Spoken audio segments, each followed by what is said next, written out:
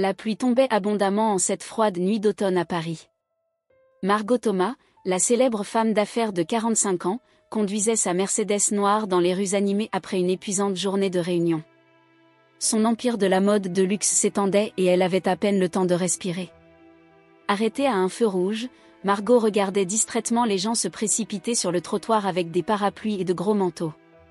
C'est alors que son regard tomba sur un jeune garçon adossé à un mur de briques, grelottant de froid. Ses vêtements étaient trempés, il ne portait pas de manteau et il avait l'air hagard. Margot il fronça les sourcils, son cœur se serrant devant cette scène déplorable. Elle se souvenait de ses propres jours difficiles, lorsqu'elle n'était qu'une pauvre jeune immigrante récemment arrivée, dormant dans les rues glaciales. L'afflux soudain de souvenirs l'a encouragée à agir. La lumière changea et Margot conduisit sa voiture jusqu'au bord du trottoir, s'arrêtant devant le garçon. Il baissa la vitre de la voiture de tourisme et cria d'une voix ferme. Montez dans la voiture avant d'attraper une pneumonie. Le jeune garçon la regarda avec méfiance, ses yeux bleus flous. Que veux-tu? Aide-moi. Il fait trop froid pour être dehors sans manteau. Je t'emmènerai dans un endroit chaud. Il hésita, puis haussa les épaules. D'accord, tout vaut mieux que ça. Margot il déverrouilla les portières et le garçon monta dans la voiture, laissant une trace d'eau sur le tapis coûteux. Il tremblait de façon incontrôlable en s'asseyant. Quel est ton nom? Demanda Margot en commençant à conduire. Louis. Sa voix était rauque. C'est bon, Louis. Je m'appelle Margot. Je vais t'emmener chez moi pour que tu puisses te réchauffer et manger quelque chose. Louis il ne répondit pas, se contentant de hocher la tête en claquant des dents. Lorsqu'ils arrivèrent devant l'imposant manoir quelques minutes plus tard, Margot aperçut la voiture de Michel dans le garage. Super, il serait à la maison pour rencontrer Louis. Dès leur entrée, le majordome Michel vint les accueillir, les yeux écarquillés lorsqu'il aperçut le jeune homme trempé à côté de sa maîtresse impeccablement habillée. « Madame Thomas, que s'est-il passé ?» demanda-t-il avec inquiétude. « Michel, voici Louis. Il a besoin de vêtements secs et de quelque chose de chaud à manger. Fournissez-les immédiatement, s'il vous plaît. »« Oui, madame. » Le majordome hocha la tête professionnellement et guida Louis vers l'un des nombreux salons. Michel entra dans la pièce à ce moment-là, regardant sa femme avec confusion. « Chérie, que se passe-t-il ?» Margot il soupira. « J'ai trouvé ce garçon, Louis, dans la rue complètement trempé. Je ne pouvais pas le laisser geler là, et dû. Il va rester ici quelques heures pour se réchauffer. » Le mari fronça les sourcils. « Margot, tu ne peux pas ramener des étrangers à la maison comme ça. » Elle l'interrompit avec un regard dur. « C'est juste une nuit, Michel. Un peu de compassion ne ferait pas de mal. » Avant qu'il ait pu discuter, Michel revint avec des vêtements secs et un plateau de soupe chaude et de thé pour Louis. Le jeune homme eut l'air reconnaissant alors qu'il s'enveloppait dans la robe en tissu éponge et commençait à se réchauffer. Margot elle lui sourit gentiment. Quelque chose chez ce garçon a éveillé son empathie, et elle s'est engagée à l'aider cette nuit-là, quelles que soient les protestations de Michel. Le lendemain, Michel était toujours visiblement mal à l'aise avec la présence de Louis chez lui. Alors qu'ils prenaient leur petit déjeuner, il ne pouvait s'empêcher de jeter des regards suspicieux au jeune garçon. « Margot, tu penses vraiment que c'est une bonne idée qu'il reste ici ?» Michel grommela, gardant sa voix basse pour que Louis ne puisse pas entendre de la pièce voisine. Margot leva les yeux au ciel. « Pour l'amour de Dieu, Edu, c'est juste un garçon sans défense qui avait besoin d'aide. N'agis pas comme s'il était un dangereux criminel. Mais nous ne savons rien de lui. Et s'il était un maniaque ou quelque chose comme ça? Je pense juste à la sécurité de notre famille. » Avant que Margot ait pu répondre, sa fille de 9 ans, Béatrice, est entrée dans la cuisine avec enthousiasme. « Bonjour maman, bonjour papa. » La petite fille blonde remarqua alors Louis assis à table. « Où, qui es-tu » Louis il déglutit difficilement, l'air mal à l'aise sous le regard curieux de Béatrice. « Je m'appelle Louis. »« Je m'appelle Béatrice. » Elle s'approcha et lui tendit sa petite main. « Ravi de vous rencontrer. » Louis il hésita, puis serra doucement sa petite main. « Également. » « Est-ce que tu vis ici maintenant ?» demanda Béatrice avec inquiétude. Béatrice. Michel la gronda. Désolée, elle est trop curieuse pour elle-même. Non, c'est bon. Louis fit un petit sourire à la fille. Je vais juste rester un moment, si ça te va. Excellent. Béatrice se tourna vers ses parents avec des yeux brillants. Puis-je lui montrer mes jouets? S'il te plaît? Je ne pense pas que ce soit une bonne idée. Commença Michel à protester. Mais Margot l'interrompit en fronçant les sourcils. Bien sûr que tu peux, chérie.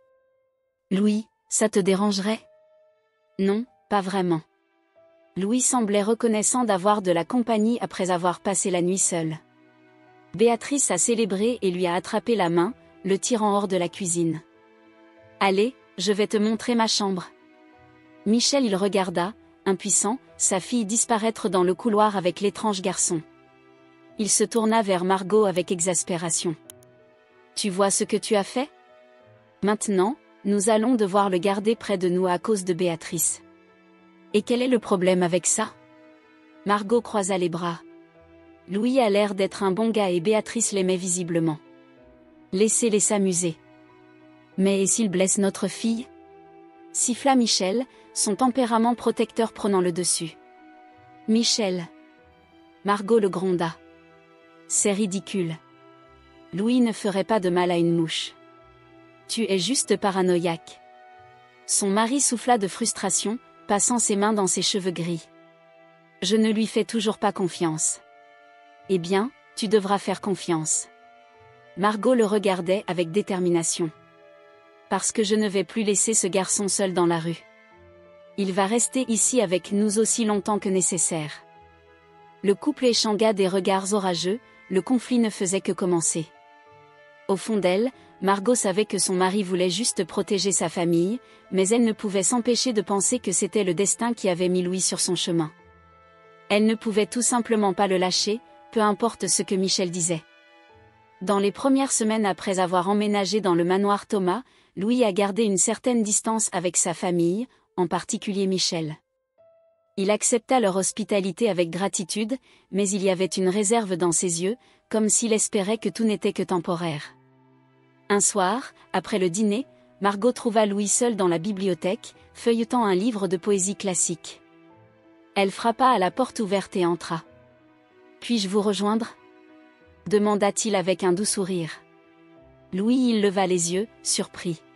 « Bien sûr, Madame Thomas. S'il te plaît, appelle-moi Margot. » Elle s'assit dans le fauteuil en cuir à côté de lui. « Tu as l'air d'aimer lire. »« Oui, j'aime lire. » Louis ferma le livre. C'était la seule échappatoire que j'avais quand les choses étaient difficiles. Margot il remarqua l'hésitation dans sa voix. « Louis, tu peux me faire confiance. Si tu veux parler de ton passé. » Il soupira, semblant choisir ses mots avec soin. « Je ne veux juste pas que vous me considériez comme un cas de charité. Un enfant rejeté. Nous ne penserions jamais ça de toi. » Margot posa sa main sur la sienne pour la rassurer. « Pourquoi ne m'en dis-tu pas un peu plus sur toi ?» Louis il l'étudia un long moment, puis acquiesça lentement. « D'accord. Mais c'est une histoire difficile. J'ai grandi dans un orphelinat lorsque mes parents biologiques sont morts dans un accident de voiture. Les gens qui dirigeaient l'endroit n'étaient pas très gentils, en fait ils. » Sa voix se brisa et il frissonna visiblement. Margot ressentit une vague de protection maternelle pour ce garçon. « Vas-y, chérie. Tu es en sécurité ici. Ils nous ont maltraités. » Admit finalement Louis, les yeux baissés. Ils nous frappaient fréquemment, ils nous enfermaient sans nourriture pendant des jours en guise de punition. C'était un véritable enfer pour tous ces enfants abandonnés. Oh, Louis. Margot se couvrit la bouche de sa main, horrifiée. Comment quelqu'un peut-il faire cela à des enfants sans défense? Continua-t-il avec amertume. Quand j'ai eu 16 ans, je me suis enfui. Je suis arrivé à New York et j'ai passé des années à vivre dans la rue, à mendier, essayant juste de survivre. Jusqu'à ce que tu me retrouves cette nuit-là. Margot il sentit les larmes lui brûler les yeux en entendant cette histoire douloureuse. Elle se leva et prit Louis dans ses bras. Je suis vraiment désolée que tu aies dû traverser tout cela, ma chère. Mais tu es un survivant et une personne extraordinaire. Surpris au début, Louis se détendit ensuite dans ses bras réconfortants et lui rendit l'étreinte. Pour la première fois depuis de nombreuses années, il se sentait en sécurité et appartenait à un véritable foyer. De l'autre côté de la porte, Michel observait la scène en silence. L'air dévasté de Louis lorsqu'il révéla son passé calma la méfiance du patriarche. Il était clair que le jeune homme avait beaucoup souffert et méritait une chance dans la vie. Plus tard dans la nuit, Michel chercha Louis dans sa chambre. « Je peux entrer ?» demanda-t-il avec hésitation. Louis il leva les yeux, surpris. « Bien sûr, monsieur Thomas. » Michel fit un signe dédaigneux à ce nom. « S'il te plaît, appelle-moi Michel. Je tiens à m'excuser d'avoir été si dur avec toi. Après avoir entendu ton histoire avec Margot, je vois que j'ai eu tort de te juger si durement. Tu n'as pas besoin de t'excuser. » Louis eut un petit sourire. « Je comprends que tu voulais juste assurer la sécurité de ta famille. Pourtant, mes actions étaient insensibles. » Michel s'approcha et lui tendit la main. « Je vais essayer de faire mieux à partir de maintenant. Tu es le bienvenu dans cette maison aussi longtemps que tu le souhaites. » Louis il serra fermement la main offerte. « Merci, Michel. Vous avez été plus gentil que je ne le méritais. Ne dis pas de bêtises. » Michel sourit légèrement. « Maintenant, tu fais aussi partie de cette famille folle. » L'échange a scellé un nouveau départ pour tous. Avec son passé douloureux révélé, Louis avait enfin l'impression d'avoir trouvé un vrai foyer et une vraie famille. C'était une belle journée de printemps et Margot devait faire un voyage urgent à l'autre bout de la ville pour une réunion importante avec des investisseurs potentiels. Après avoir dit au revoir à Michel et Béatrice, elle a laissé Louis derrière elle à contre-séhure. « Êtes-vous sûr que vous irez bien seul ?» demanda-t-il en regardant tour à tour sa fille puis le jeune garçon qu'il considérait désormais comme son fils adoptif. « Nous allons être super, maman. » Béatrice roula des yeux, impatiente. « Louis et moi allons juste regarder quelques films. »« Ne t'inquiète pas, Margot. » Louis sourit d'une manière rassurante. « Je vais prendre soin d'elle. » Margot acquiesça, même s'il hésitait toujours à les quitter. Mais il devait aussi se concentrer sur son entreprise. « Très bien, alors appelle-moi si tu as besoin de quelque chose. » Elle déposa un baiser sur chacune de leurs joues avant de s'enfuir. Quelques heures plus tard, Béatrice se leva du canapé où il regardait un film d'aventure. « Je vais chercher plus de pop-corn, reste ici. »« Es-tu sûr que tu ne veux pas que je vienne avec toi ?» Louis fronça les sourcils. « Ne sois pas idiot, c'est juste la cuisine. » La petite fille rit et sortit en courant de la pièce. Louis il se détendit à nouveau sur le canapé, distrait par le film à la télé. Soudain, des étincelles ont commencé à jaillir de la prise la plus proche et une odeur de brûlé a envahi l'air. Instinctivement, Louis se leva et courut dans le couloir. « Béatrice !» cria-t-il paniqué. « Béatrice, sors de là, il y a le feu. » Mais le cri qui lui répondit le laissa froid. « Louis ! Louis, aide-moi. Je suis coincé dans la cuisine. » Sans y réfléchir à deux fois, le jeune homme courut dans le couloir jusqu'à la cuisine, recouvert d'un épais nuage de fumée. Béatrice était blottie dans un coin, toussant violemment alors que les flammes grandissaient. « Reste au sol !» prévint Louis en s'approchant rapidement. Il arracha sa chemise et l'utilisa pour éteindre certains des petits incendies sur le chemin vers elle. Lorsqu'il l'atteignit enfin, il enveloppa étroitement Béatrice dans ses bras. « Je t'ai, reste avec moi. » Elle s'accrochait désespérément à lui alors qu'il retournait dans le couloir, la fumée les aveuglant.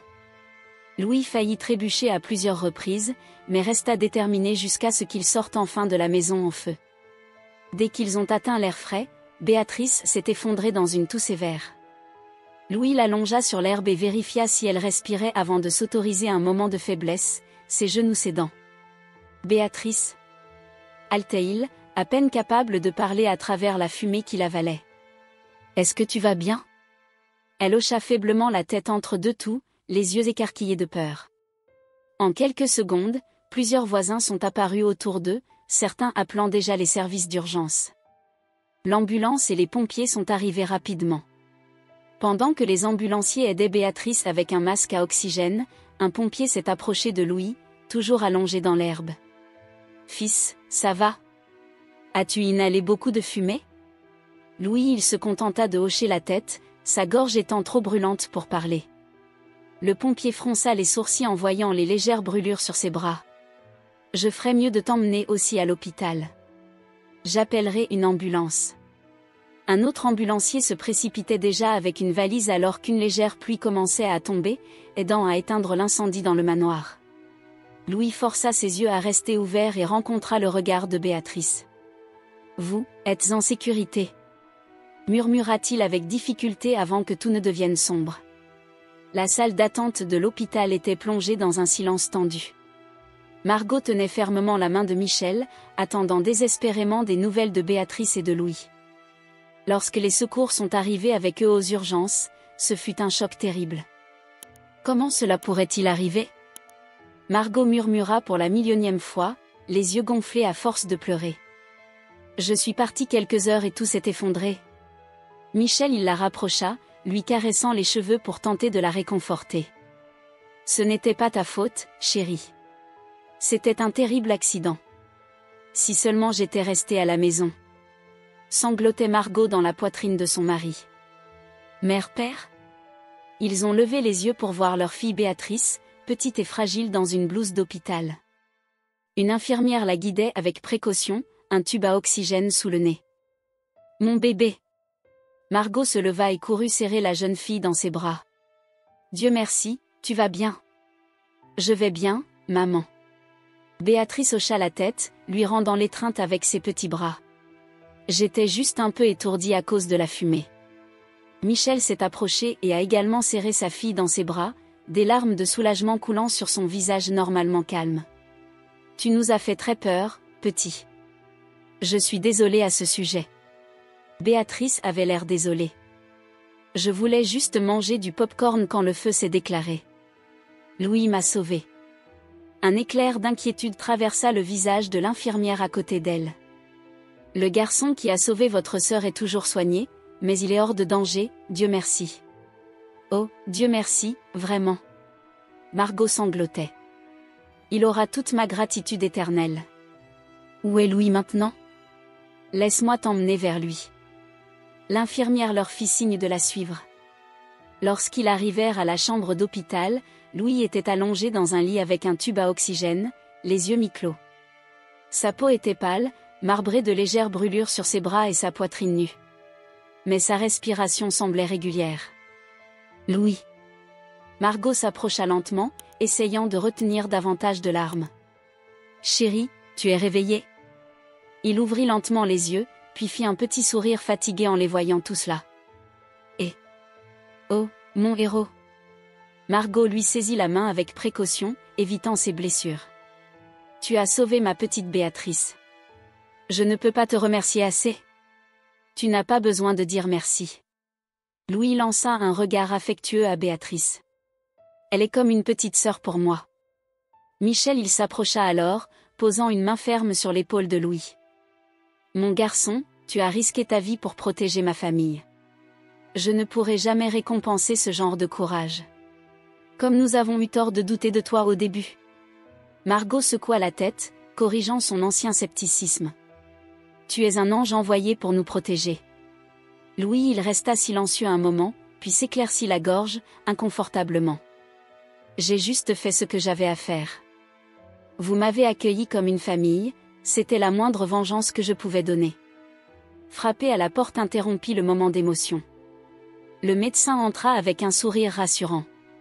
Bonne nouvelle, Louis se remet très bien. Les brûlures étaient superficielles et il n'a subi aucun dommage permanent dû à l'inhalation de fumée.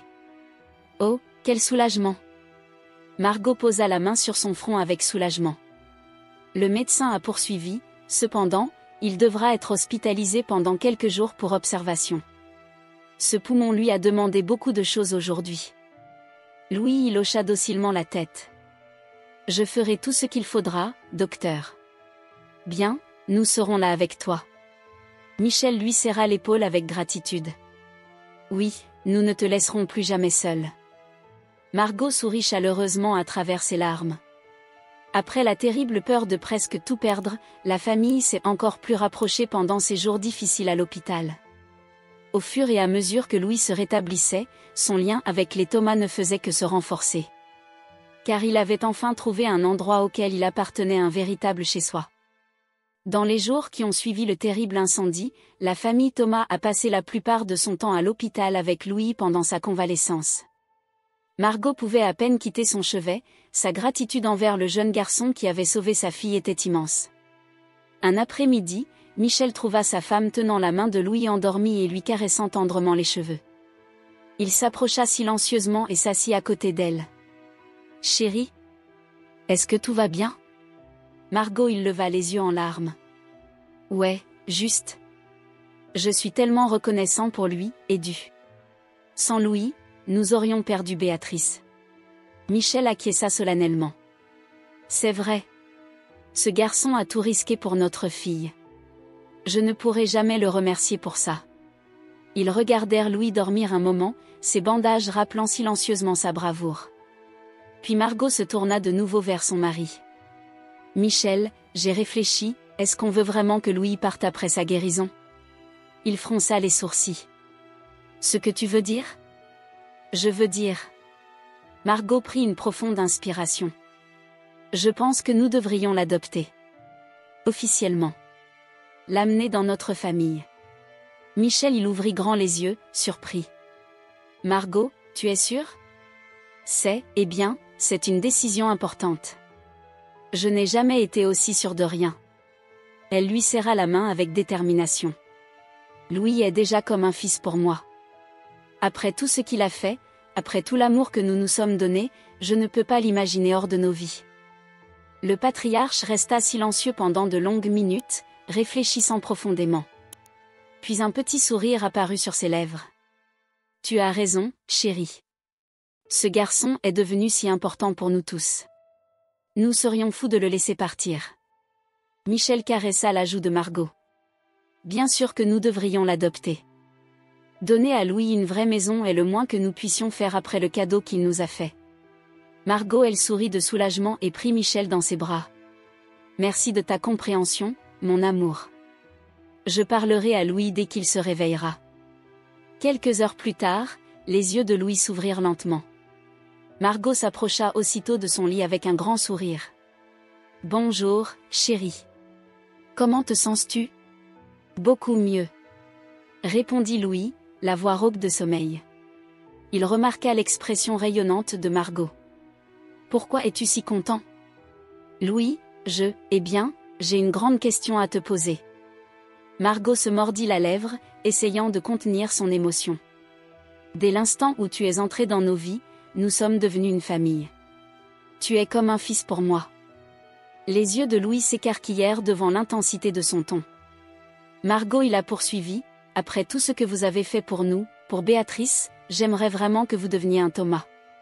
Officiellement. Et définitivement. » Louis il pâlit, abasourdi.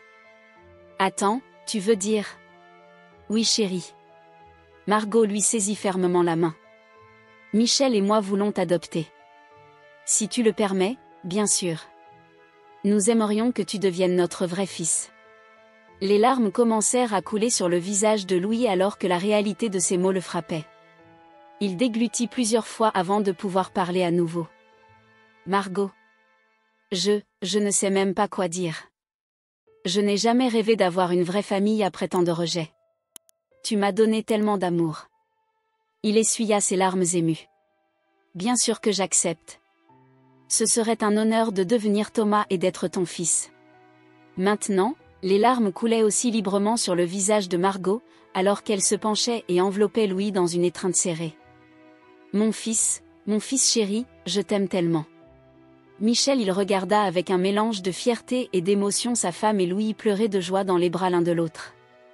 À ce moment-là, quelque chose qui avait commencé comme une rencontre fortuite avec un inconnu a fini par se transformer en un grand et profond amour familial. Louis a enfin trouvé la maison qu'il méritait tant.